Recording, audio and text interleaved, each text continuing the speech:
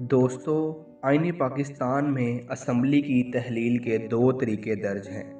पहला ये कि आइन के आर्टिकल 58(2) के तहत वज़ीर आज़म सदर पाकिस्तान को कौमी असम्बली तहलील करने के लिए ख़त लिख सकता है, जबकि दूसरे तरीके में आइन के आर्टिकल 224 के तहत असम्बली अपनी मुद्दत पूरी करके ख़ुद ही तहलील हो जाती है।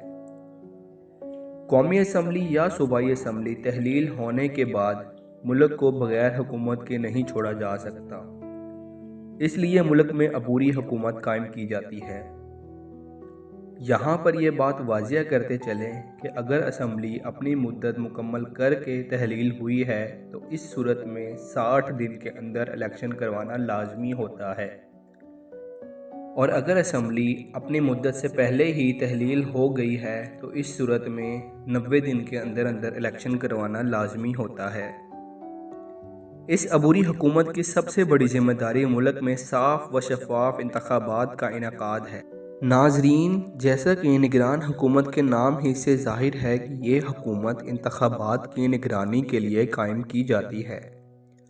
सूबे में वज़ीर आला और हिज़्ब मुखालिफ, जबकि वफाक में वज़ीर आज़म और हिज़्ब इख्तिलाफ मिलकर 3-3 नाम तजवीज़ करते हैं।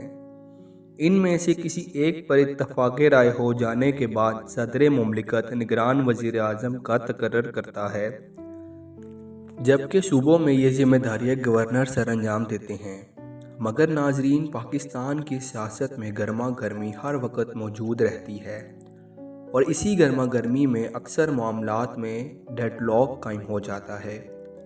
निगरान वज़ीर आज़म की नामज़दगी में अगर 3 दिन तक वज़ीर आज़म और हिज़्ब मुखालिफ कोई फ़ैसला ना कर पाएँ तो ये मामला एक नई पार्लिमानी कमेटी के सुपुर्द कर दिया जाता है।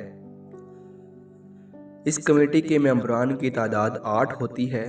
इस कमेटी में मजलिस शूरा के दोनों ऐवानों यानी सेनेट और कौमी असम्बली से 4-4 अरकान शामिल होते हैं। इस कमेटी की तश्कील 9 के बाद पहले से नामज़द करदा 6 नामों में से 2-2 नाम दे दिए जाते हैं। इस कमेटी की जिम्मेदारी होती है कि इन 4 नामों में से किसी एक नाम पर 3 दिन के अंदर अंदर इत्तफाक करे। अगर यहाँ भी ये मामला हल ना हो सके तो फिर इसे इलेक्शन कमीशन ऑफ पाकिस्तान को भेज दिया जाता है। उसके बाद ये इलेक्शन कमीशन का इख्तियार है कि वो 2 दिन के अंदर अंदर पार्लिमानी कमेटी को पेश किए गए 4 नामों में से किसी एक का इंतखाब करके वज़ीर आज़म नामज़द करे। इस नामज़दगी के बाद सदर मुमलिकत वज़ीर आज़म की तकर्रुरी की रस्मी ज़िम्मेदारी पूरी करता है, और इसी के साथ साथ निगरान काबीना का तकर्रर भी किया जाता है। यहाँ ये बात बताना ज़रूरी है कि जो भी इस निगरान काबीना का रुकन होगा वो आइंदा के लिए इंतखाबात में हिस्सा नहीं ले सकता। इस सारे अमल में तकरीबन 8 दिन लगते हैं, और इन 8 दिनों में मौजूदा वज़ीर आज़म ही वज़ीर आज़म की जिम्मेदारियाँ सर अंजाम देते हैं।